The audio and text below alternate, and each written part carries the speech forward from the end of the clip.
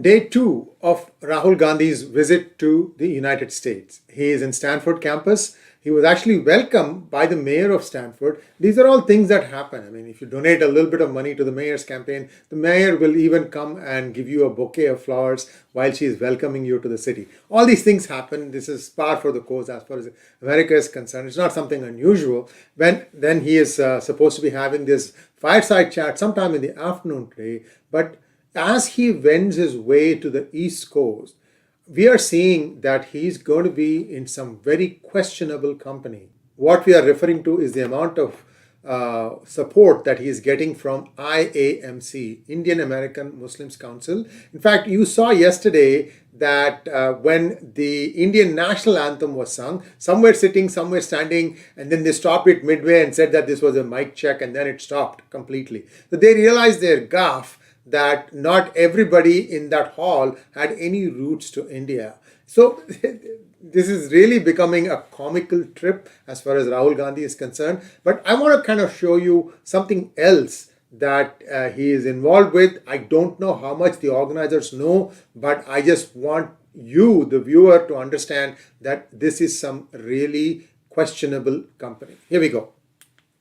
So now Mr. Rahul Gandhi, ex-president of the Indian National Congress, has a new passport, and that is valid for 3 years. Don't ask me why he could have not traveled with his Raoul Vinci passport that he got in the 1990s or with his British passport to come to the United States.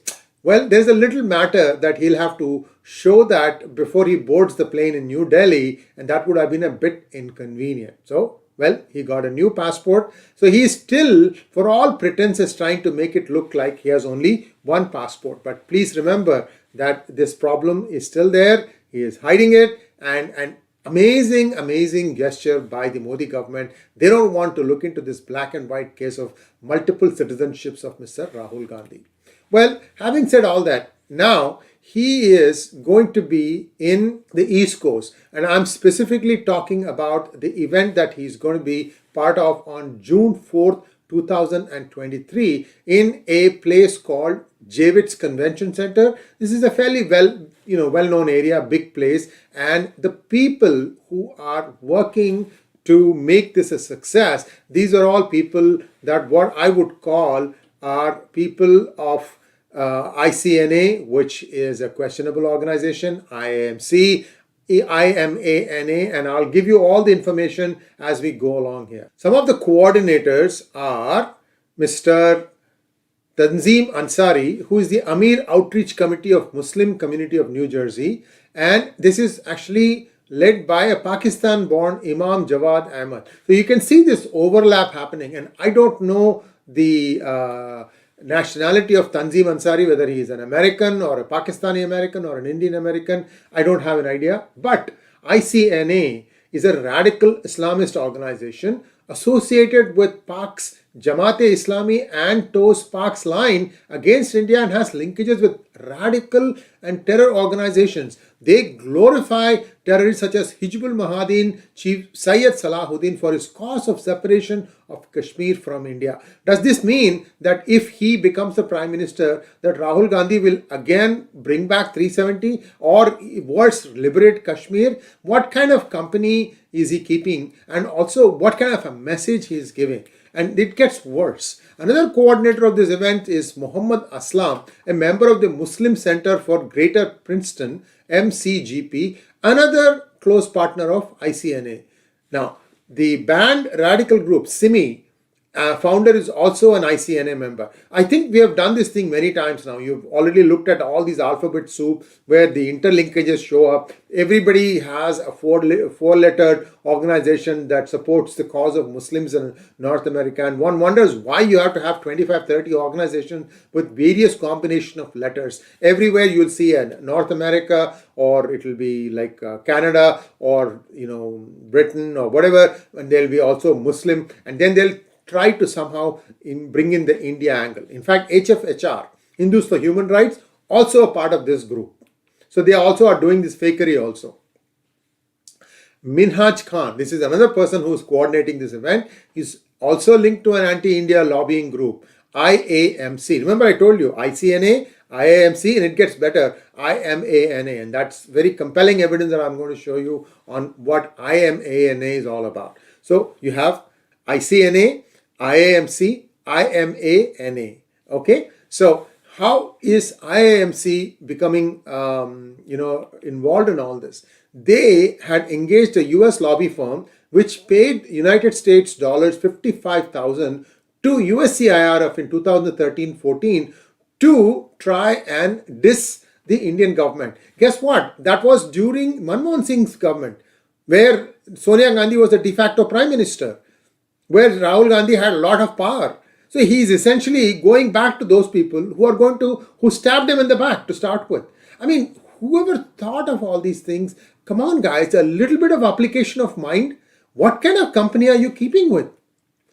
Now, the IIMC's executive director, Rashid Ahmed, is also the executive director of another Jamaat affiliated charity front called Islamic Medical Association of North America, IMANA, which exploited India's goodwill and raised millions of dollars during the peak COVID in the name of helping India and siphoned off all the money. Now I'm going to show you a quick diagram which I'll talk to in explaining what it is. If you remember, the second wave of COVID in India was pretty bad, and suddenly oxygen tanks were needed in a huge number. So the whole world, especially expat Indians, expat other country people, they were all trying to pool in money to help their native countries. So this is what happened. I'm going to show you a quick GIF and I'll explain to you how the money got siphoned out. Here we go. So it starts from India, USA, Canada, Germany, people, 65,000 donors. They all paid through GoFundMe or Instagram, Just Giving, crypto, cash. All the money was collected by Imana. But guess where the money went? If you look at the dollar signs, it split it into 4 different parts.